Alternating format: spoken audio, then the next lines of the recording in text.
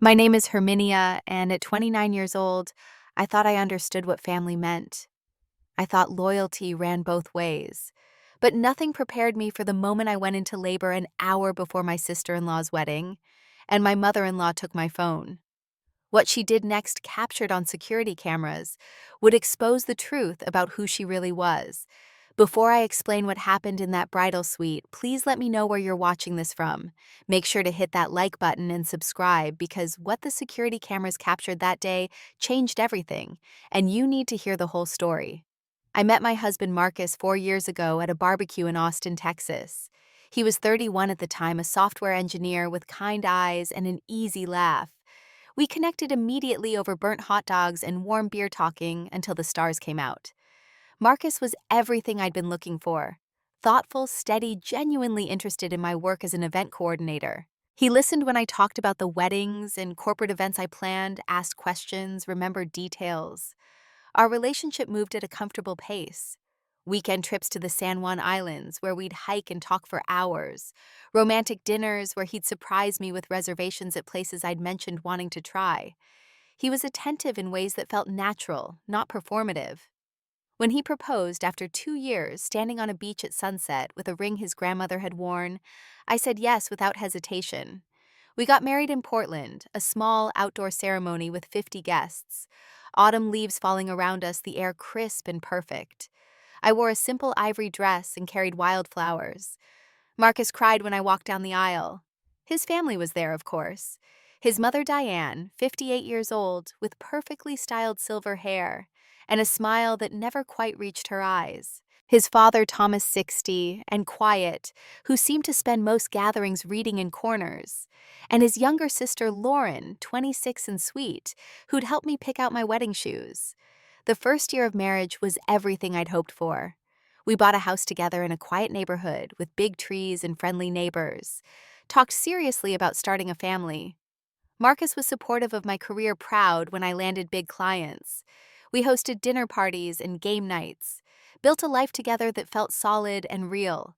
His family was close, maybe closer than I was used to. My own family was smaller, more spread out. My mother lived in Sacramento where I'd grown up.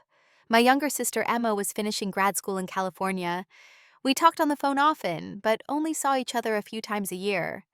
Marcus's family, by contrast, had Sunday dinners every week, holiday celebrations that lasted for days, birthday parties with extended cousins and family friends I'd never met. Diane was always present, always involved.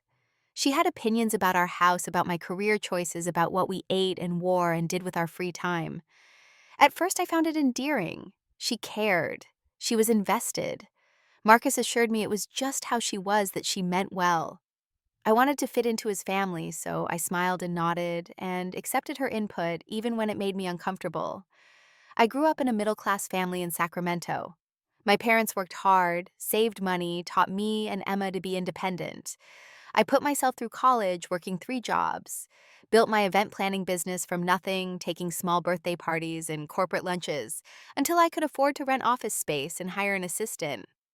I was proud of what I'd accomplished, proud of my ability to create beautiful experiences for other people.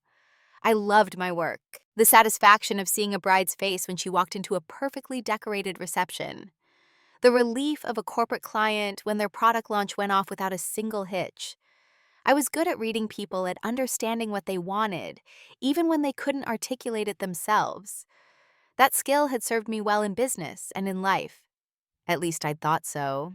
I had hobbies outside of work. Took pottery classes on Saturday mornings at a local studio, finding peace in the feeling of wet clay spinning beneath my fingers. Joined a book club with women from the neighborhood. Went hiking with Marcus on Sunday afternoons. Had a small circle of good friends from college women I'd known for over a decade who knew me better than anyone. Around year 3 of our marriage, things started to shift. Marcus got a promotion at work, a big one that came with more responsibility and longer hours. He started spending more time with his new colleagues, going to happy hours and networking events. I was happy for him, proud of his success. But he also started changing in small ways that bothered me. He made comments about my appearance that he'd never made before, suggesting I wear something more flattering when we went out, mentioning that maybe I should think about losing a few pounds. At first, I brushed it off as stress from his new position. He was under pressure, not sleeping well, but the comments continued, became more frequent. He began inviting his work friends over more often. Three men named Brad, Kyle, and Trevor, all in their 30s and working in similar fields. They'd arrive loud and already drinking, filling our living room with crude jokes and stories about women that made my skin crawl. Marcus would laugh along something he'd never done before. When I mentioned it bothered me, he said I was being too sensitive, that this was just how guys talked. The shift was gradual enough that I kept telling myself I was imagining it, that I was being unfair. But I felt it, the slow erosion of the partnership we'd built. Marcus started making plans without consulting me, then getting angry when I had conflicts. When I wanted to see my friends, he'd complain that they were boring or not ambitious enough.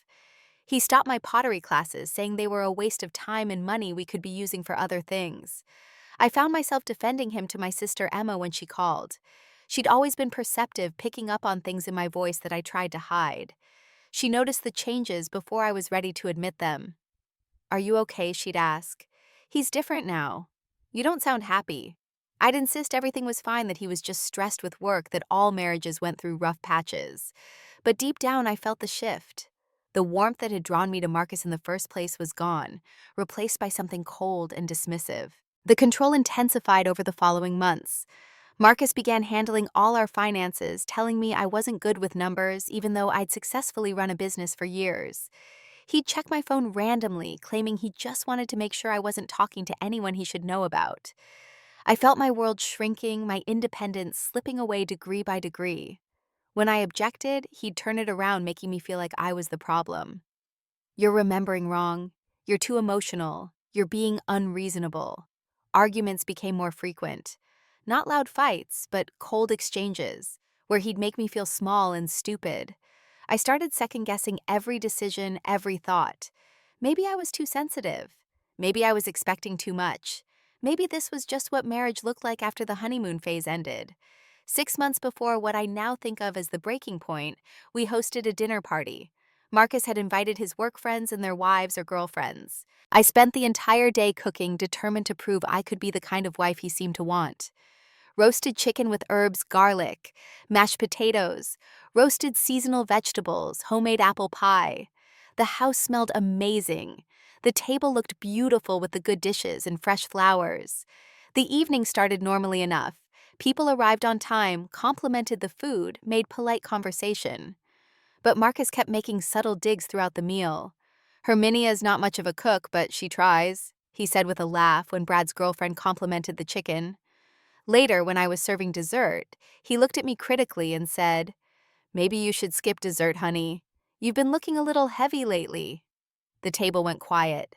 Brad's girlfriend shifted uncomfortably. Kyle suddenly became very interested in his water glass. I felt my face burn with humiliation, my hands shaking as I set down the pie. I excused myself to the kitchen, stood with my back to the counter, fighting tears. Trevor followed me in a minute later. "Don't take it personally," he said. "Derek's just joking around." But his eyes were full of pity, and that somehow made it worse. That night, I lay awake long after Marcus had fallen asleep, staring at the ceiling, trying to pinpoint when my husband had become someone who would humiliate me in front of guests. When had I become someone who would accept it? I'd always been confident, self-assured. Now I felt like I was disappearing, becoming smaller and quieter with each passing day. The next morning, I tried to talk to him about it. "Why would you say that in front of everyone?" I asked, keeping my voice calm and steady. He shrugged, not looking up from his phone. "It was just a joke." "You're too sensitive." I pushed back. I told him it had hurt me, that I needed him to respect me. His face hardened. "Maybe if you took better care of yourself, I wouldn't have to say anything." The words cut deeper than any of the public humiliation had. I realized in that moment that this wasn't going to get better, that the man I'd married was gone if he'd ever really existed at all. I started looking at him differently, seeing clearly for the first time how much had changed.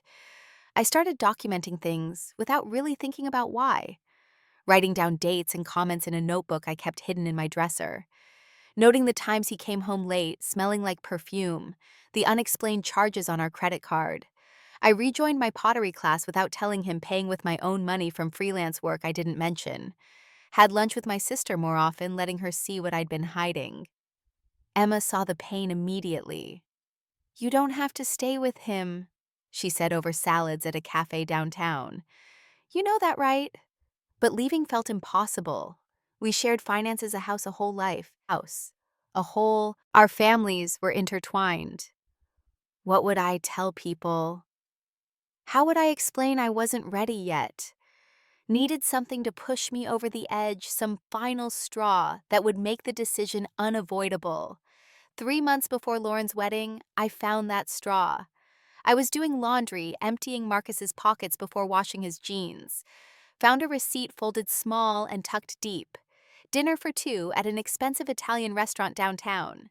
The date was one when he told me he was working late, had texted that he'd grab something at his desk. My heart sank, my hands going numb.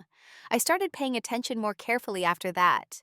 The perfume smell on his shirts that wasn't my scent. Text messages lighting up his phone late at night when he thought I was asleep. One evening, I caught a glimpse of a name before he could turn the phone away. Amber, with a heart emoji next to it. When I confronted him, asked him directly who she was, he denied everything. "She's a client," he said. "You're being paranoid, making problems where there aren't any." But I knew. The betrayal felt like physical pain in my chest, making it hard to breathe. I'd given this man 4 years of my life, rearranged my whole world to fit into his, endured his criticism and control and slow erosion of my self-worth. And he'd repaid me by finding someone else. His behavior got worse after I'd asked about Amber. He'd stay out later without explanation, come home reeking of alcohol and unfamiliar perfume. When I questioned him, he'd turn it around. "If you were more interesting, maybe I'd want to come home. If you kept yourself up better, I wouldn't have to look elsewhere." Each comment was designed to make me feel like his cheating was somehow my fault. His friends came over more often, their gatherings getting louder and cruder. They'd make comments about other women right in front of me, comparing me unfavorably to actresses on TV or women they'd seen at bars. "At least she knows how to dress," Derek would say. And Brad and Kyle would laugh. I felt myself disappearing, becoming invisible in my own home. I'd look in the mirror and not recognize the woman staring back. Where had I gone? 2 months before Lauren's wedding, Marcus announced they were having a guys' night at our house. Expected me to serve drinks and snacks to play hostess while they got drunk and told inappropriate stories. I complied, feeling like hired help. Stood in the kitchen making nachos while their laughter echoed through the house. At one point, I walked past the living room to bring out more beer and overheard Brad say, "Man, you've got her trained well." Marcus laughed. "She knows her place." Those words echoed in my head all night through the cleanup after they'd left through the next morning. She knows her place. As if I were a dog, an object, something to be trained, rather than a person to be respected. Something shifted inside me that night. The sadness that had been weighing me down transformed into anger. Cold, clear anger that brought with it a kind of clarity I hadn't felt in months. I made an appointment with a divorce attorney the next day. Her name was Patricia, a woman in her mid-50s with sharp eyes and a kind smile. She listened to my story without judgment, taking notes in a leather-bound notebook. "You'll need documentation," she said. "Financial records showing suspicious spending. Proof of the affair if you can get it. Anything that shows his behavior, especially if there's been emotional abuse." I spent the next 6 weeks gathering everything. Bank statements showing charges at hotels and restaurants, on nights he'd said he was working. Screenshots of text messages between him and Amber that I'd managed to capture when he left his phone unattended. Photos of receipts I found in his car and jacket pockets. I built a case methodically, each piece of evidence another nail in the coffin of our marriage. Every cruel comment, every humiliation, only strengthened my resolve to get out. 1 week before Lauren's wedding, Marcus made an announcement. His friends were coming over on Saturday. Brad, Kyle, Trevor, and 2 other guys from his office. "Make sure the house looks good and there's plenty of beer," he ordered, not asked. I agreed outwardly, but inside my mind was working. Patricia had told me the divorce papers were ready, that I could file whenever I was prepared. I'd been waiting for the right moment, and something told me it was coming. I had something special made that week. A simple black t-shirt with custom text printed on the front in large white letters. I kept it hidden in my car, along with copies of all the evidence I'd gathered.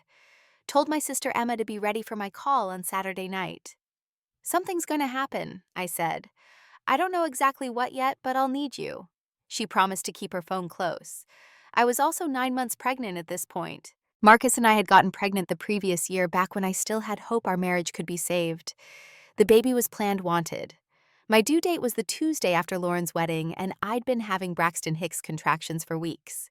False alarms that would start and stop, making me wonder each time if this was real labor. Lauren's wedding was scheduled for Saturday afternoon at 4 p.m. at a hotel venue in downtown Austin. She'd been planning it for a year, ever since her fiancé Gregory had proposed. The wedding was going to be beautiful. I'd even helped with some of the planning in my capacity as an event coordinator, giving advice on vendors and timelines. Lauren was sweet, genuinely kind in a way her mother had never been. I liked her, didn't want her day to be ruined. But I also knew that Diane had been making comments throughout my pregnancy. Snide remarks about my size, about the timing, about how I was making everything about myself during Lauren's special year. "Are you sure you should be eating that?" she'd say when I had dessert at family dinners. "You're getting quite large. I hope the baby doesn't come during the wedding. That would ruin everything." 2 weeks before the wedding, at a final dress fitting where I was helping Lauren with last-minute details, Diane had pulled me aside. Her grip on my arm was tight, her voice low. "If you go into labor during the wedding," she said, "you need to keep it quiet until after the ceremony." I'd laughed, thinking she was joking, but her face was dead serious. "Lauren's day cannot be ruined." Do you understand? I'd felt cold then, understanding that she meant it. "If I'm in labor," I said carefully, "I'll need to go to the hospital." "Just wait a few hours," Diane insisted. "First babies take forever anyway." I told Marcus about the conversation later, expecting him to be shocked. He'd sighed. "She's just stressed about the wedding. She doesn't mean it." But I wasn't so sure. The week before the wedding was uncomfortable in every sense. My body felt huge and unwieldy. My back ached constantly.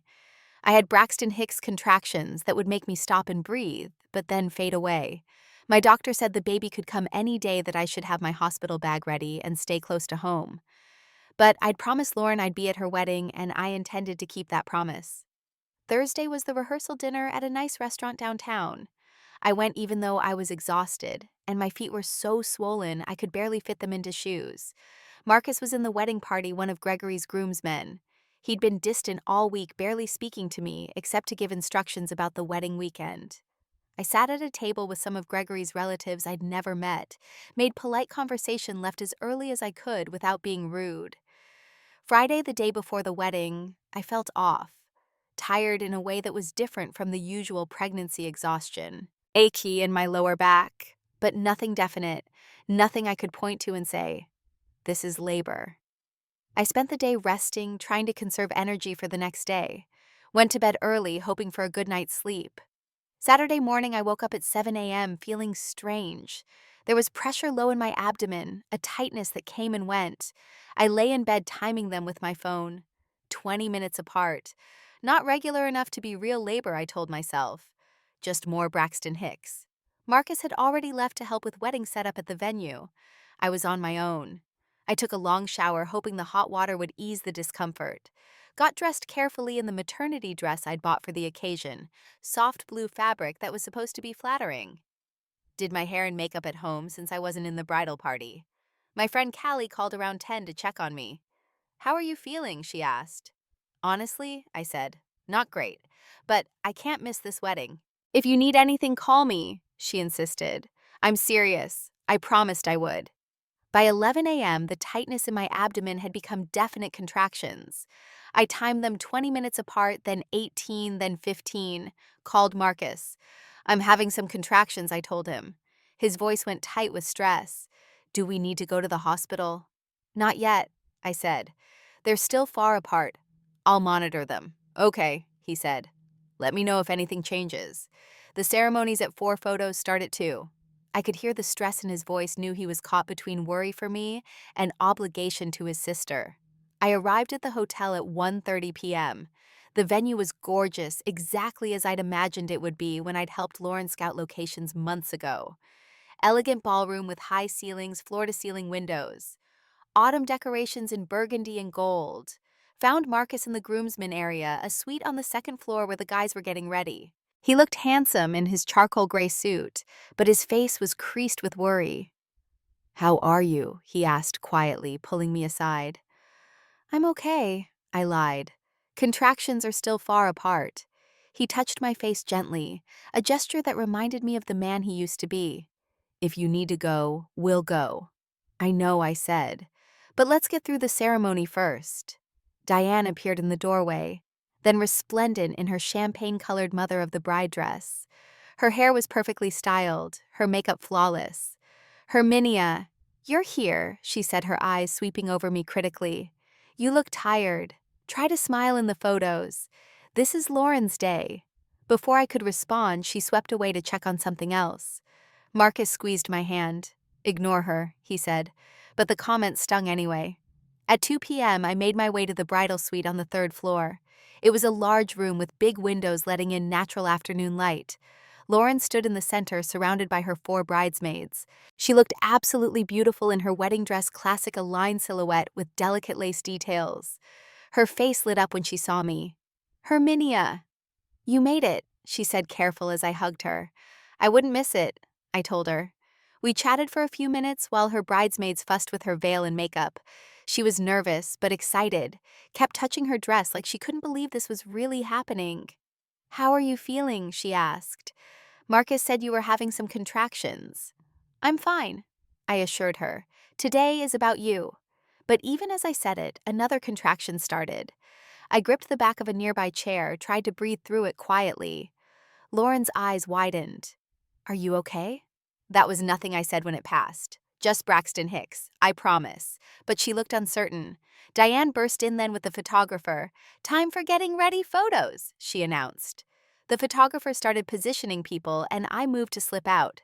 "Actually, Herminia, can you help me with something?" Lauren asked. We went to a corner of the room away from the others. She whispered, "I know my mom has been difficult. I'm sorry." "Don't worry about it," I said. "Not today. You'd tell me if something was wrong, right?" she asked. "If you needed help." Another contraction hit before I could answer, stronger than the ones before.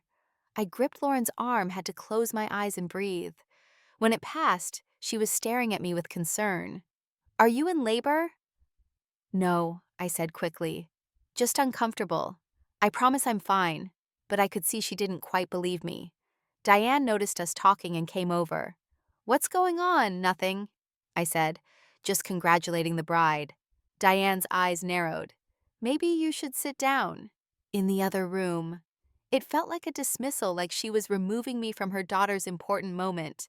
I nodded, left the bridal suite, found a sitting area down the hall with a couch and chairs, sat down heavily, my body aching. I checked my phone. 2:45 p.m. Contractions were now every 15 minutes, definitely stronger.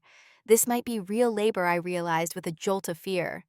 But the ceremony started in just over an hour. I could wait that long. I had to wait. Taking out my phone, I started timing the contractions properly, watching the minutes tick by.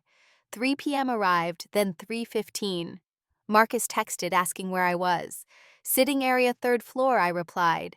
He appeared 2 minutes later, still in his suit, looking worried. He sat beside me, took my hand. "These are real, aren't they?" he asked quietly. "I think so," I admitted. "We need to go to the hospital." "The ceremony starts in 45 minutes, I said. "After the ceremony, we'll go." He looked torn, caught between duty to his sister and concern for me and our baby.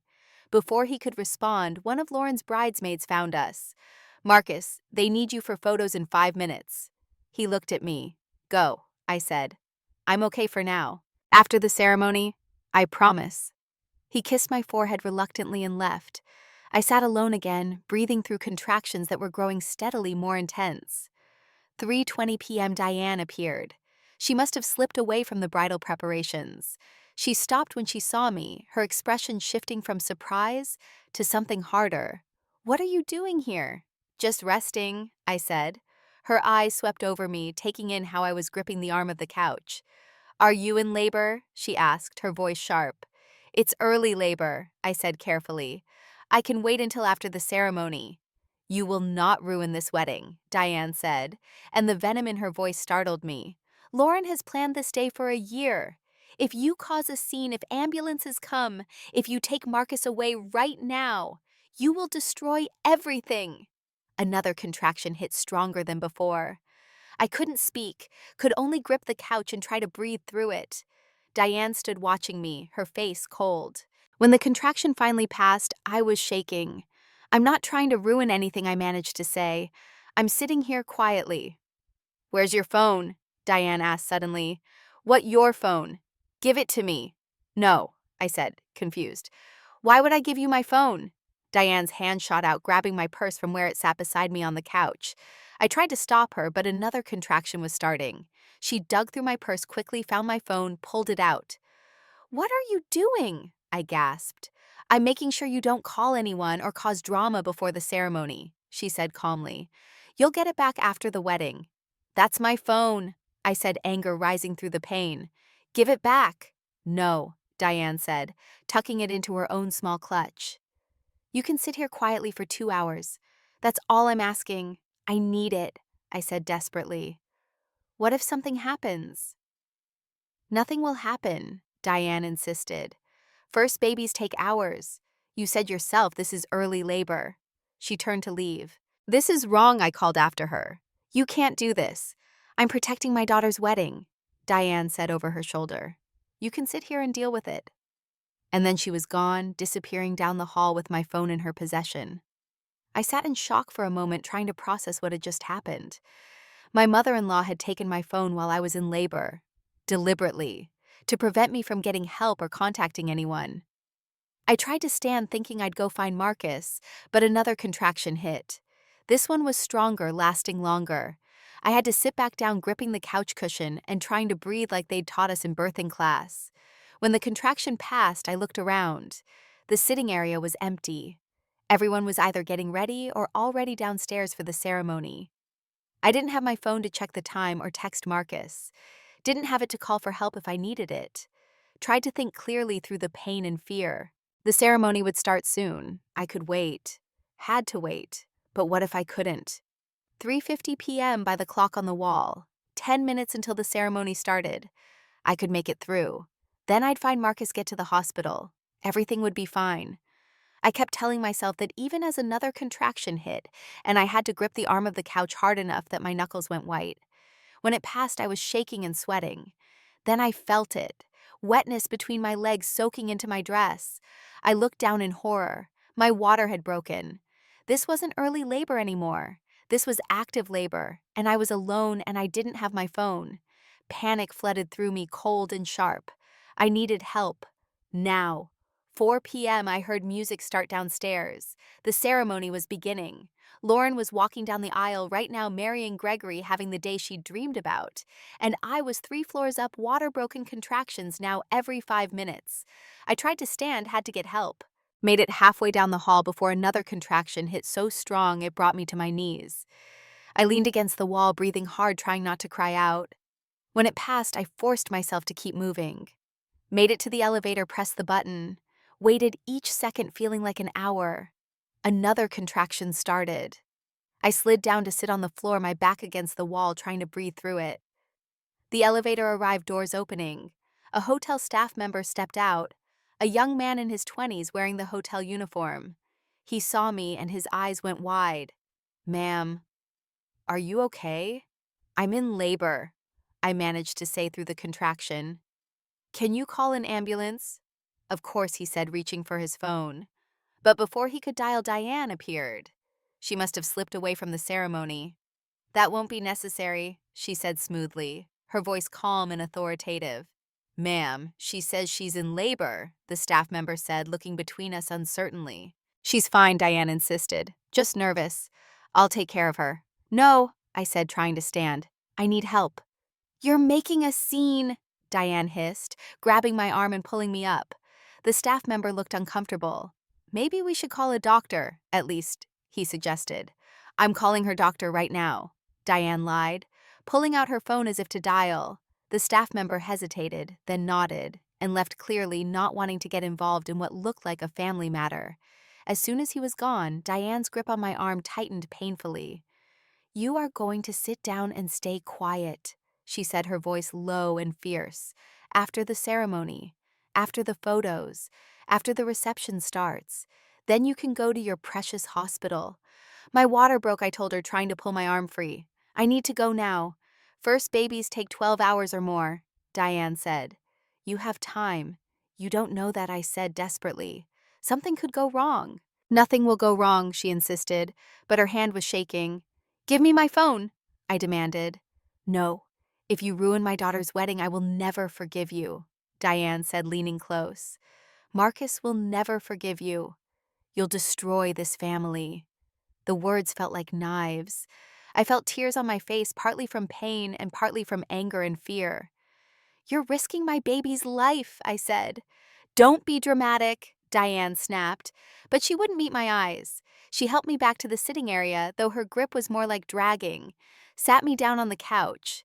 I'm going back to the ceremony, she said. Stay here. Then she left, and I was alone again. Contractions were coming faster now, every 3 minutes maybe. Each one was intense, radiating from my lower back around to my abdomen. I was genuinely scared now. First-time mothers were supposed to labor for hours, I knew that. But my water had broken.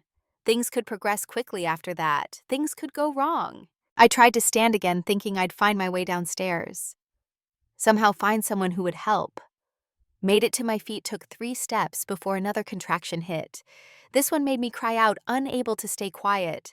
I gripped the back of a chair, tried to breathe through it. When it finally passed, I was shaking and nauseous. Kept walking, determined to get help. Found a housekeeping cart in the hallway, but no one was around. Kept going, following signs to a different elevator bank. Every few steps I had to stop and breathe through another contraction. Time lost meaning. I just focused on moving forward, on getting to someone who could help me. Finally reached an elevator. Pressed the button, leaned against the wall while I waited. The doors opened and a woman stepped out. She was in her 40s, wearing a professional suit with a name tag that identified her as hotel management. She took one look at me and understood immediately. You're in labor, she said. It wasn't a question. Yes, I gasped. I need help. My mother-in-law took my phone. She won't let me call anyone. The woman's expression shifted from concern to anger. Come with me, she said firmly, taking my arm gently. She helped me down the hall to an office, sat me down in a comfortable chair, got me water. I'm Carol, she said. I'm the hotel manager. Tell me what happened.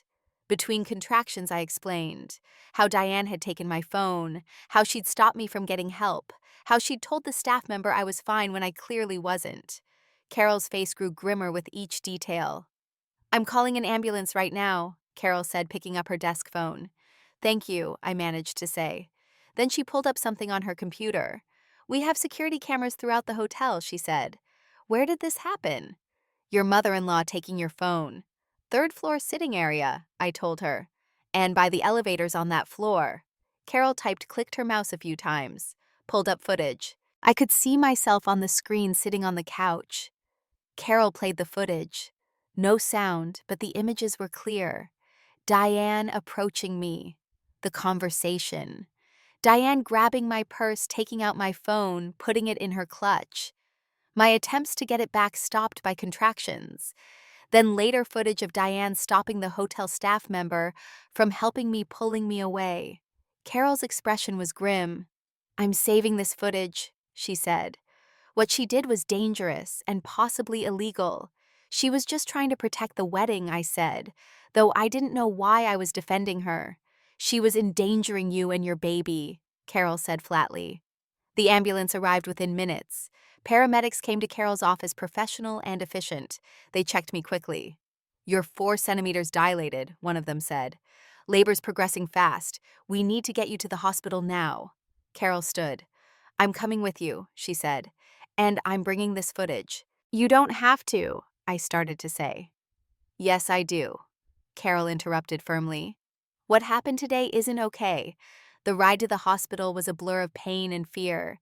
Carol held my hand in the ambulance, kept saying encouraging things. You're doing great. Almost there.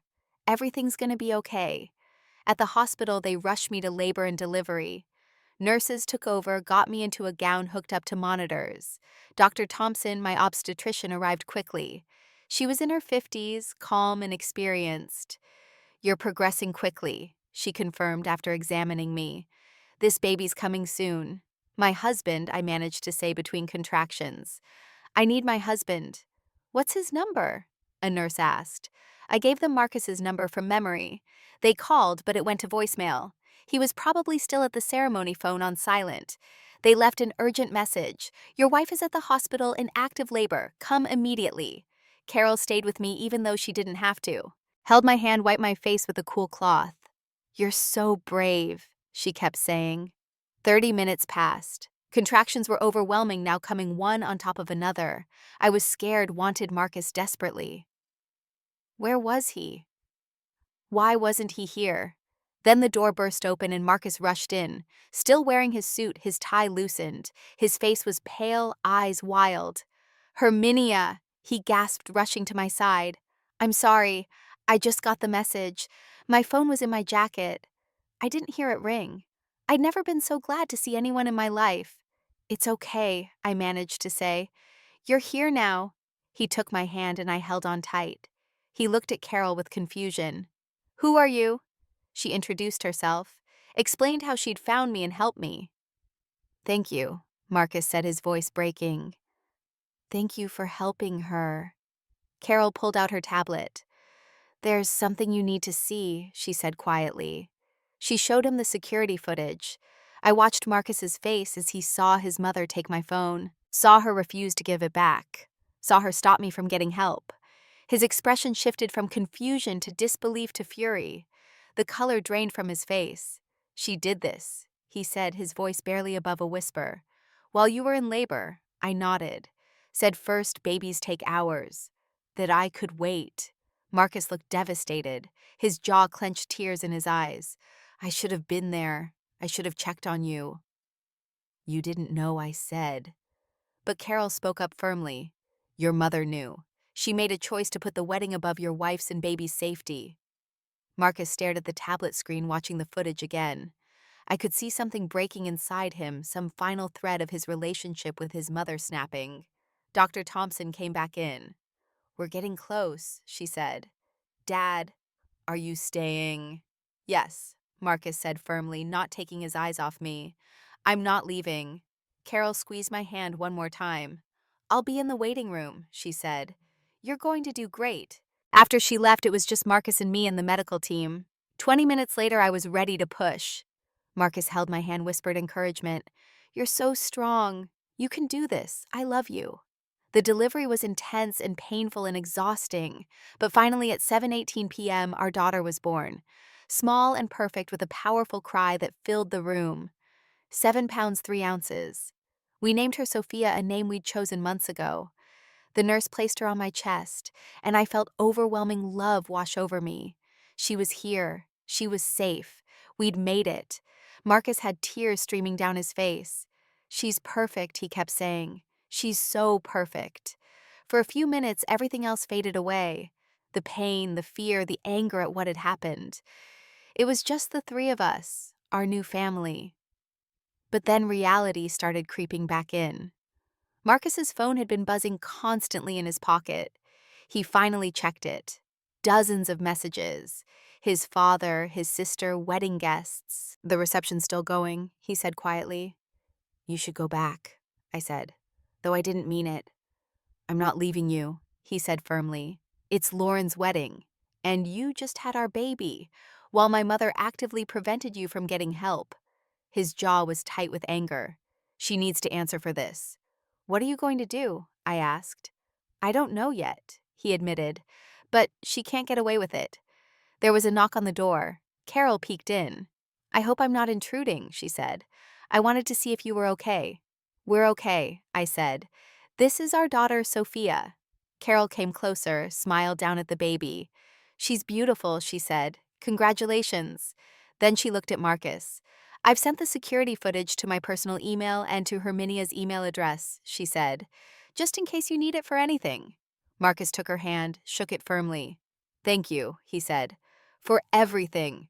What your mother did was wrong, Carol said. Dangerously wrong. I know, Marcus said, his voice heavy. And she's going to have to face that.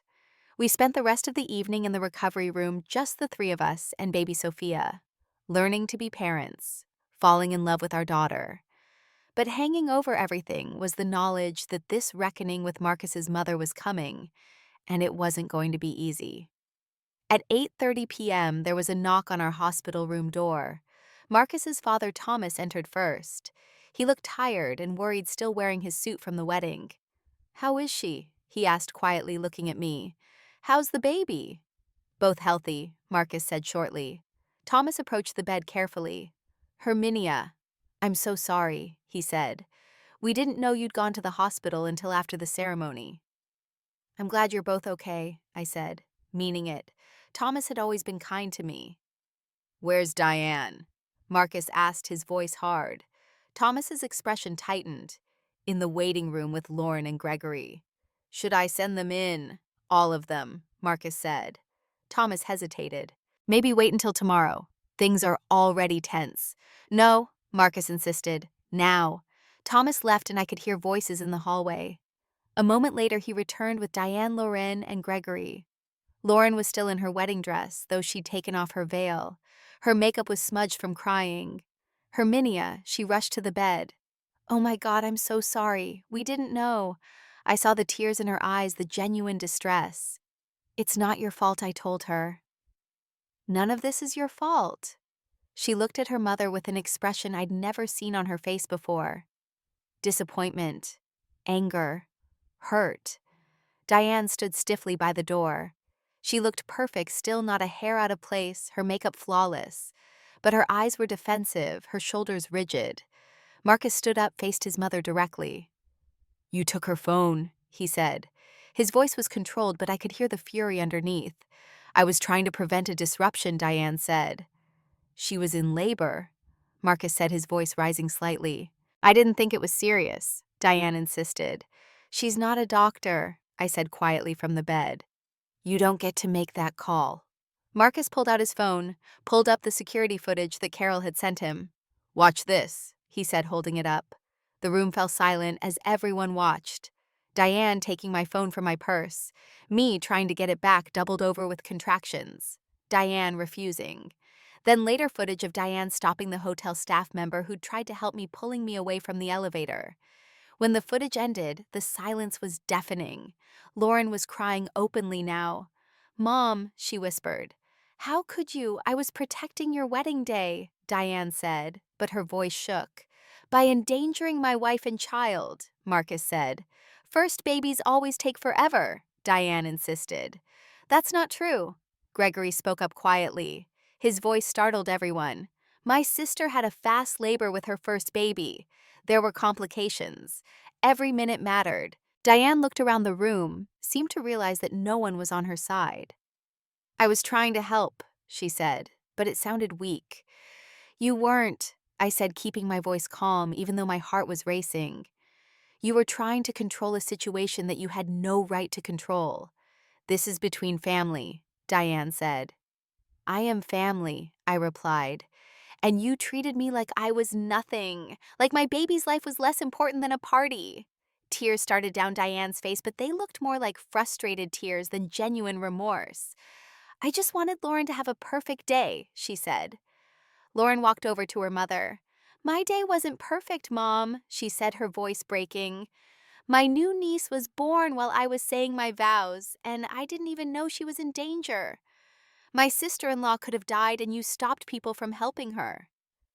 "It wouldn't have been that serious," Diane said, but she sounded less certain now. "You don't know that," Thomas said firmly. "None of us are doctors. You made a decision that could have cost us our grandchild." The words hung in the air. Diane seemed to crumble slightly, her perfect composure cracking. Marcus took a deep breath. "Mom, you need to leave," he said. "What?" "Leave the hospital. Leave us alone." "She's my granddaughter," Diane protested. "A granddaughter you put at risk," Marcus said. His voice was steady, but I could see his hands shaking. "Marcus, please," Diane said, turning to Thomas. "Say something." Thomas shook his head slowly. "He's right, Diane. You need to go. We'll talk at home." Diane looked at Lauren, seeking support. Lauren turned away, unable to meet her mother's eyes. Finally, Diane looked at me, holding baby Sophia. "I'm sorry," she said. But it didn't sound genuine. It sounded like words she thought she should say. I don't forgive you, I said quietly. Not yet. Maybe not ever. Diane's face hardened at that, her moment of vulnerability passing. Fine, she said coldly. She turned and left her heels clicking sharply on the hospital floor. The room felt lighter without her presence, like a weight had been lifted. Thomas sat down heavily in a chair. I don't know what to say, he admitted. She's been getting more controlling, more difficult. I should have stopped her before it got to this point. It's not your fault, I said. You didn't do this. But I should have seen it coming, Thomas said. Should have protected you better. Lauren came to sit on the edge of my bed carefully. Can I hold her? She asked softly. I carefully transferred Sophia into Lauren's arms. Lauren looked down at the baby, fresh tears falling. She's perfect, Lauren whispered. I'm so glad you're both okay. Me too, I said. I'm sorry my wedding day became this, Lauren said. Don't apologize, I told her firmly. None of this is your fault. Your mother made her choices. Gregory stood behind Lauren, looking at the baby with wonder. She's beautiful, he said. Congratulations to both of you. They stayed for another 20 minutes, Lauren holding Sophia and crying quietly while Gregory rubbed her back. Then they left, promising to visit the next day. Thomas gave Marcus a long hug before he went. I'll talk to your mother, he said. This can't happen again. It won't, Marcus said firmly, because she won't have access to Herminia or Sophia unless she truly apologizes and changes. After everyone left, it was just our little family again. Marcus sat beside the bed holding my hand. I'm so sorry, he said for the 10th time. I should have been there. Should have checked on you more. Should have seen what she was capable of. You couldn't have known, I said. But I did know she'd been getting worse. He said, the comments about your weight, the control, the way she treated you. I made excuses for her because she's my mother. I let her hurt you. We'll deal with it, I said. Together. Marcus looked at Sophia sleeping peacefully in her bassinet. She's going to grow up knowing she's valued, he said. Knowing her mother is strong and brave. Knowing that family means respect, not control. I felt tears in my eyes. We're going to be okay, I said. The three of us. We stayed in the hospital for 2 days. Marcus barely left our side, sleeping uncomfortably in the chair next to my bed. My friend Callie came to visit, bringing flowers and tears. I should have been there, she kept saying. You couldn't have known, I told her. Thomas came every day, apologetic and helpful. He brought food, offered to run errands, held Sophia with tears in his eyes. She's precious, he kept saying. I'm so glad you're both safe. Lauren visited with Gregory, still emotional about everything that had happened. I can't stop thinking about what could have happened, she said. The what-ifs keep running through my head. But it didn't happen, I reminded her. We're okay. Diane didn't come. Marcus said she was angry, felt attacked by the whole family. She's playing the victim, he said bitterly, acting like we're all overreacting. That's not surprising, I said. People like her never think they're wrong. Carol, the hotel manager, sent a beautiful gift basket full of baby items and a card that read, "For the bravest mother I've ever met." I cried reading it, overwhelmed by the kindness of a stranger who'd helped me when my own family hadn't. When we finally brought Sophia home, Marcus had everything ready. The nursery was perfect, painted soft yellow with white furniture. He'd stocked the freezer with meals, bought extra diapers, and wipes, set up a comfortable nursing station. Those first weeks were exhausting, but beautiful. Learning Sophia's cries, her rhythms, falling more in love with her every day. Marcus was an attentive father, getting up for night feedings, changing diapers, walking her when she was fussy. 2 weeks after Sophia was born, Diane called Marcus. I'd like to come see the baby, she said. Have you thought about what you did? Marcus asked. I made a mistake, Diane said. But I'm still her grandmother. Making a mistake is forgetting milk at the store, Marcus replied. What you did was actively endanger my wife and daughter. There was silence on the other end. I want to apologize to Herminia, Diane finally said. Then come over on Saturday, Marcus told her. We'll see. Saturday afternoon, Diane arrived. She looked smaller, somehow, less intimidating, sat stiffly on our living room couch, hands folded in her lap. I'm sorry, she said, looking at me. I was wrong. The words sounded rehearsed, not quite genuine. But it was something. You could have killed my daughter, I said calmly. I'd practiced what I wanted to say, knew I needed to be clear. I know that now, Diane said quietly. Do you? I asked. Because you seemed more concerned about a wedding than a human life. Diane's lips thinned, but she nodded.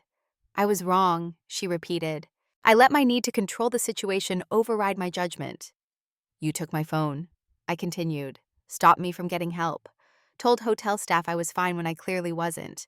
My water had broken, and you still wanted me to wait. I know, Diane said, and for the first time she sounded genuinely upset.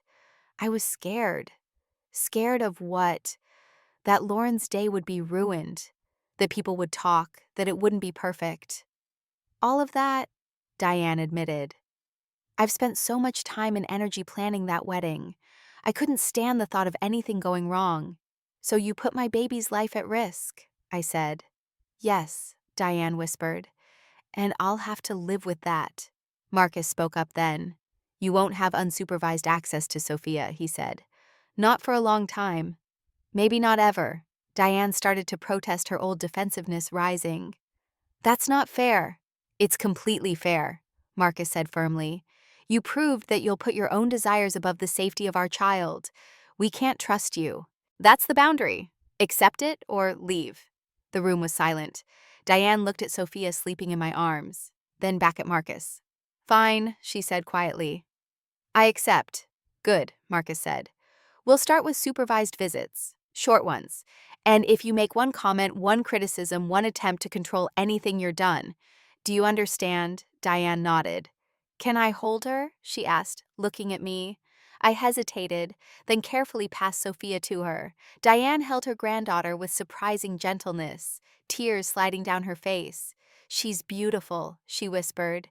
She is, I agreed. And she deserves to grow up in a family that values her safety above everything else, including appearances, including perfect days, including control. Diane nodded, not looking up from Sophia's face. The visit lasted 20 minutes, stiff and uncomfortable, but a start. After Diane left, Marcus pulled me close. You were amazing, he said. So strong. I'm just protecting our daughter, I said. The way you should have been protected, he said. I'm sorry I didn't do that sooner. We're doing it now, I told him. That's what matters. Months passed. Sophia grew, hitting milestones that filled us with joy and wonder.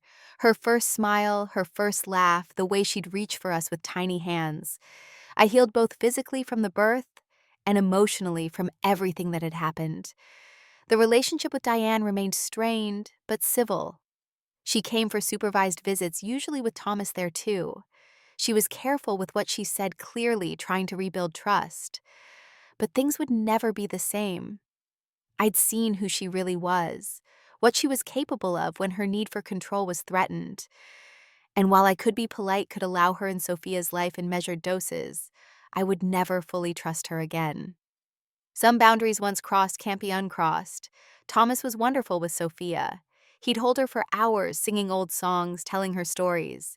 I'm so sorry about everything he'd say to me regularly. She's getting help, therapy, trying to understand why she does the things she does. That's good, I'd say. But it doesn't change what happened. I know Thomas would agree. Lauren and Gregory became frequent visitors. Lauren especially seemed to need to be around Sophia, as if reassuring herself that we were okay. She'd babysit sometimes, giving Marcus and me a chance to have dinner alone or take a walk. She never mentioned her mother during these visits, and I never asked. My relationship with Marcus deepened in unexpected ways. He'd seen the worst of his family's dysfunction, acknowledged his role in enabling it, and committed to doing better. He went to therapy too, working through his complicated feelings about his mother. I should have protected you sooner, he said, during one of our late-night talks, Sophia asleep between us. I knew she was difficult, but I told myself it was just her personality, that you needed to accept her as she was. That's what children of controlling parents do, I said gently. We normalize the dysfunction because we grew up with it, but you're breaking that cycle now. For Sophia. He looked at our sleeping daughter. She'll never wonder if I have her back, he said fiercely. She'll always know she comes first. I know, I said. I see you proving it every day. I thought a lot about that day at the hotel. How scared I'd been. How alone I'd felt. How Diane's need for a perfect wedding had nearly cost us everything. but I also thought about the helpers. Carol, the hotel manager who'd saved the security footage and stayed with me. Dr. Thompson and the nurses who'd taken such good care of us. Even the young hotel staff member who tried to call for help before Diane stopped him. I learned that some people will always choose control over compassion, will always prioritize appearance over authenticity, will always believe their version of perfection is more important than other people's safety or happiness. Diane was one of those people. But I also learned my own strength, that I could survive the worst moments, that I could set boundaries even when it was hard, that I could protect my daughter fiercely. Most importantly, I learned that family isn't just about blood. It's about who shows up when things get hard, who values you enough to put your needs above their comfort, who sees you struggling and doesn't look away. Marcus had learned that lesson too painfully, but he'd learned it. And together, we were building a different kind of family for Sophia, one based on respect and safety and genuine love. Sophia is 6 months old now, sitting up babbling, reaching for everything with curious hands. She has Marcus's eyes and my smile. She's surrounded by people who love her unconditionally, who would never ever put anything above her well-being. And when she's old enough to understand, we'll tell her the story of the day she was born. Not to make her fear her grandmother, but to teach her that she always has the right to protect herself, to set boundaries, to say no to people who want to control her. Sometimes the most important moment of your life happens when someone tries to silence you, and you find your voice anyway. When someone tries to make you small and you choose to stand tall. When someone puts their needs above your safety and you decide that's not acceptable. That was my moment alone in that hotel sitting area with contractions tearing through me and no way to call for help. And I survived it. We survived it. And we're stronger for it. I still see the security footage sometimes in my mind. Diane taking my phone, refusing to give it back. The look on her face that said the wedding mattered more than my baby's life. It makes me angry still, probably always will. But it also reminds me of what I'm capable of. How I got myself down to that elevator, found Carol, made sure Sophia and I got help. How I refused to be silent about what had happened, even when it would have been easier to let it go. So if you're facing someone in your life who tries to control you, who dismisses your needs, who puts their desires above your well-being, remember this. You have the right to protect yourself. You have the right to set boundaries, even with family. Especially with family. You have the right to say this is not okay and mean it. And if the people around you truly love you, they'll respect those boundaries. If they don't, well, that tells you everything you need to know. Now, I want to hear from you. Have you ever had to set difficult boundaries with family members? How did you handle it? Share your story in the comments below. And if this story resonated with you, please hit that like button and subscribe so you don't miss future videos. Share this with someone who might need to hear it. Thank you so much for listening to my story. I hope it helps someone out there find the courage to stand up for themselves the way I finally did. Take care of yourselves and each other. And remember, you deserve to be treated with respect, especially by the people who claim to love you.